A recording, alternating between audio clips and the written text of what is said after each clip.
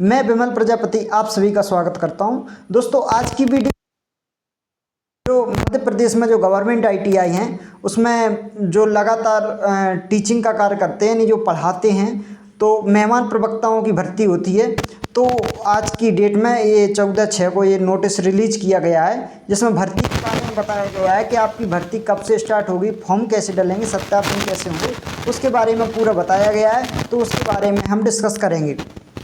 दोस्तों जैसा कि इसमें अलग अलग डेट दी हैं कि सबसे पहले ये डेट दी है कि जो संयुक्त संचालक क्षेत्रीय कार्यालय द्वारा रिक्तियों की जानकारी MP skill portal, MP skill portal पर आपकी जो अभी जो वैकेंसी वहाँ पे शो हो रही हैं वो पुरानी 2023 वाली वैकेंसी हैं। तो 28/6 तक वहाँ पे जो अलग अलग JD ऑफिस लगते हैं, तो उनके द्वारा जितनी भी अपने मध्य प्रदेश में ITI कॉलेजों में वैकेंसी खाली हैं टीचर की, तो वो वहाँ पे अपलोड कर दी जाएंगी किस कैटेगरी से कौन सी वैकेंसी। उसके बाद में जो आपको अलग अलग अखबारों में आएगा या आपको समाचार पत्रों में दिया जाएगा कि उसमें 1 जुलाई को कि उसमें ये योग्यता मांगी गई है, उसमें ये भर्ती निकली है टीचर के लिए। तो 1 जुलाई को इसका एडवर्टाइजमेंट होगा। आवेदन करने एवं उसके सत्यापन किए जाने की प्रारंभ तिथि आप 4 तारीख से उसमें आप क्या कर सकते हो, फॉर्म डाल सकते हो। 4 जुलाई से फॉर्म डालना स्टार्ट हो जाएंगे और उसमें आपको जो आप कॉलेज भरोगे उसमें जहाँ पे वैकेंसी खाली रहेगी वहाँ पे जाके आपको अपने ओरिजिनल डॉक्यूमेंट और एक सेट फोटोकॉपी का ले जाके वहाँ पे सत्यापित कराना होगा कि आपके जो डॉक्यूमेंट है वो ओरिजिनल जो आपने फॉर्म भरा है उससे मैच हो रहे हैं कि नहीं हो रहा है। तो दोस्तों आप जब भी फॉर्म भरो तो आप जानकारी गलत मत कीजिए, एकदम एक्यूरेट जानकारी भरिए उसमें। और जो अंतिम तिथि रहेगी वो 19 जो जुलाई है उसकी वो अंतिम तिथि रहेगी आवेदन करने की, एवं सत्यापन कराने की अंतिम तिथि 22 जुलाई तक आप सत्यापन करा सकते हो। इसके बाद में लॉगिन एवं स्कोर कार्ड। दोस्तों आपकी जो योग्यता रहती है तो उसमें एक स्कोर कार्ड जनरेट होता है। उसमें क्या रहता है कि आप कितनी आपके नंबर बन रहे हैं, उसमें अलग अलग में अभी कैटेगराइज किया गया है, तो उसके बारे में मैं आपको बताऊंगा। जैसे इसका ये आवेदन लॉगिन को स्कोर कार्ड प्रदर्शित करने, तो इसमें एक स्कोर कार्ड बनता है दोस्तों। जैसे उसके बारे में हम अगर डिस्कस करें तो ये दिया गया है कि किसमें कैसे अपना आता है योग्यता के अनुसार ऐसे स्कोर कार्ड जनरेट किया जाता है। जैसे आपने तक इंजीनियरिंग डिप्लोमा किया या आपने ITI की है, तो ITI में आपकी जितनी परसेंटेज रहेगी तो उसका 70 अंक जुड़ेंगे। जैसे सपोज आपकी 80% है, इसमें 80% है तो 80% का आपका 80% है तो 80% का 70% अंक जो दिया जाएगा उसमें आप 7 से गुणा कर लीजिए तो वही आ जाएगा आपका। इसके बाद में जो है इसका CITS अलग अलग, जैसे ITI के बाद कोई CITS करता है तो उसके 3 अंक दिए जाते हैं। और अगर किसी ने पॉलीटेक्निक की है, उससे ITI के बाद पॉलीटेक्निक की है तो उसके 2 नंबर दिए जाएंगे। अगर उसने इंजीनियरिंग की है तो उसके 5 अंक अलग से दिए जाएंगे। तो इस तरीके से पूरा एक स्कोर कार्ड जनरेट होता है कि आपके पूरे कितने अंक बन रहे हैं। तो वो जो स्कोर कार्ड है वो आप यहाँ से इस तरीके से कैलकुलेट करके और इसमें आपका स्कोर कार्ड दिखने लगेगा कि आपके जो टोटल नंबर हैं वो इतने बन रहे हैं। इसके बाद में जो सत्यापन, इसके बाद अगर आपको लगता है कि आपने इस हिसाब से जो कैलकुलेशन की है उस कैलकुलेशन के हिसाब से आपको लगता है कि मेरे नंबर उसमें कम शो कर रहा है, तो आप 26 तारीख को उसमें आपत्ति प्रस्तुत कर सकते हो कि नहीं मेरे जो भी नंबर है कैलकुलेट करके वो गलती बता रहे हैं। तो आप 26 जुलाई तक उसका आपत्ति दर्ज करा सकते हो।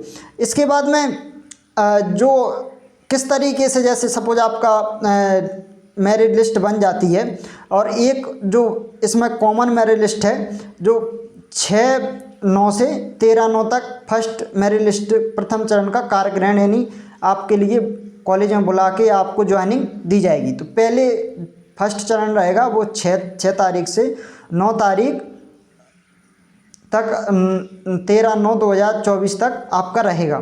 इसमें दूसरी जो कॉमन लिस्ट है, जैसे अगर पहली में आपकी ज्वाइनिंग नहीं होती तो दूसरे में आपके लिए कॉल आता है, वो 17 तारीख से लेकर 26/9/2024 के बीच में आपके लिए दूसरी ज्वाइनिंग में आपका नाम आ जाता है।